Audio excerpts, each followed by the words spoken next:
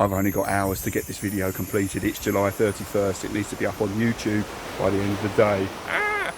But I've still got 3 bits of great stuff to share with you guys this month. We have a location just over there from the Science of Santa Claus. I'm going to share with you the great, fantastic new artwork from the book cover, and also we've got what happens when we took some telescope shots of the lunar eclipse earlier this month as well with the Orion Starblast telescope. So stick around and we'll see all that in just a few seconds.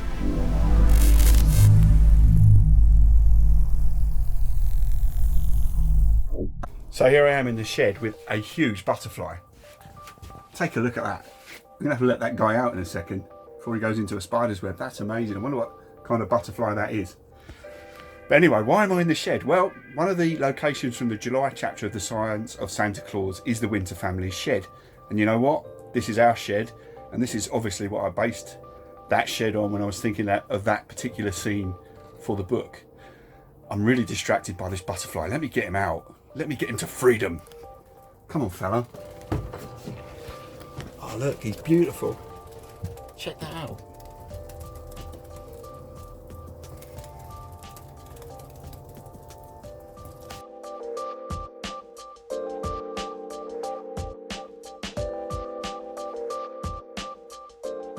Yeah, I did it. I got him to freedom. That's one butterfly that lives. But let's think about that for a minute. What if that butterfly goes on to make a gust of wind that turns into a typhoon on the other side of the world? What have I done? Only kidding. Anyway, so this is our shed. Pretty normal looking shed. We've got bikes, an old hamster cage from our hamster. Our hamster is actually going to feature in the next book, funnily enough. But yeah, just a normal shed. And actually, I need to get this lawnmower out here for Mrs. Winter Mum, so she can cut the grass in a minute. So I better not take too long here in the shed. But anyway, this is one of the locations from the Science of Santa Claus. Just outside is the allotment where Mr. Winter grows his vegetables. And actually in real life that's more like Mrs. Winter Mum. She does most of the growing of vegetables. I just kind of help out. So yeah, at the July chapter in the book, Oliver's feeling he's a little worried. He's worried about the Order of St. Nicholas, what they really mean, what they're really up to, what's going on behind them. He's seen some crazy stuff going on in the world that particular year, which is actually inspired from a couple of years ago where there's some crazy stuff going on in the real world. And that kind of crept into the book as well and affected Oliver in the same way that it was affecting me and my own kids. Because, you know, life isn't always a bunch of roses, a bed of roses for everyone. So Oliver's kind of thinking, well, who are these people really?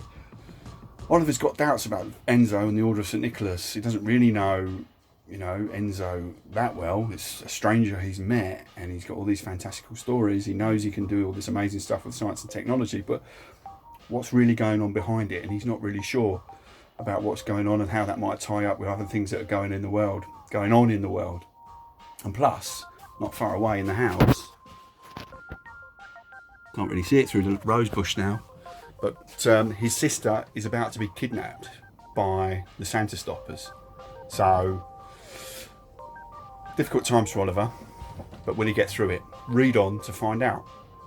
So that's a little location, look at the location, inspired and appearing in the Science of Santa Claus book, which I hope you're enjoying if you're reading along. Now, let's take a look back a few weeks, just over there in the garden,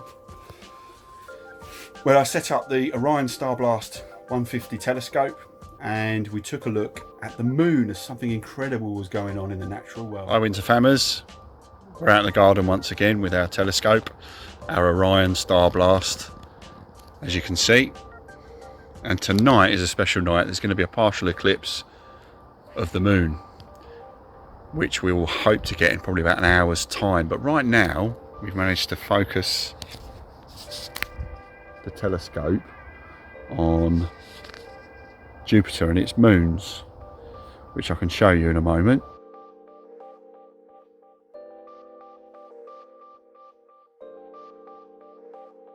Even for such a relatively simple telescope, you do get a really nice view of an object as big in the night sky in this time of year as Jupiter.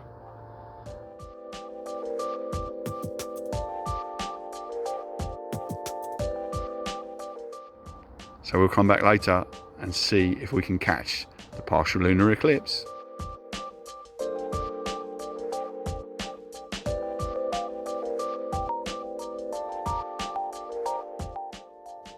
So I hope you enjoyed that look at the moon. Ever since we launched the book, one of the most important things for us was to have a cover that had an impact.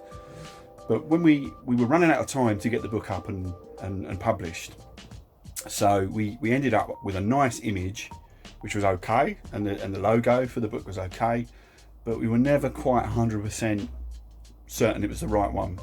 So a few months ago, I contacted a great artist by the name of Nick Harris, whose work you might have seen on other children's books. And Nick started to collaborate and work with us through the Readsy platform, and he has created the most incredible image of a new cover for the Science of Santa Claus, which I'm really proud and excited to share with you now. And there it is. Take a look. There's Oliver, Megan and Enzo in the middle. And if you've been wondering what those characters really look like, obviously we have some images in the book which are based on photographs of our own family. So that hopefully would have given you some idea, but we don't really have a good image of Enzo's face and what he would really look like as a person who comes from around the area of Turkey in the Middle East. Way back when, that's where his original DNA is from, before it was cloned by the fathers to become Enzo from the DNA of the original St. Nicholas. So that's what his look is. He's got the beautiful grey coat and tunic that you can see there. His cloak and his hood, fantastic. You can see Megan there on the other side. And if you look around the swirls, you can see that those are elfites. If you look really close, you can see that those are the tiny little robots that the Order use to create everything in their world. All the technology, they build it from the ground up using atoms, then molecules of energy that they convert from the matter around them. They leave nothing to waste. And that's a big part of their secret. And you'll find out more about that secret in the next book, which is Christmas on Other Planets, or we're actually just calling it Coop, for reasons that will become clear when you start to read it. But that's hopefully coming out towards the end of this year, maybe early next year, depending on how much I can actually get done between now and then after everything that's going on in life. But yeah, can't wait to share that book with you. And Nick Harris will also be doing the cover art for that book as well, which will be fantastic. So guys, that's all we've got time for on the channel this month. Thanks very much for tuning in, and we'll see you in August. Bye bye.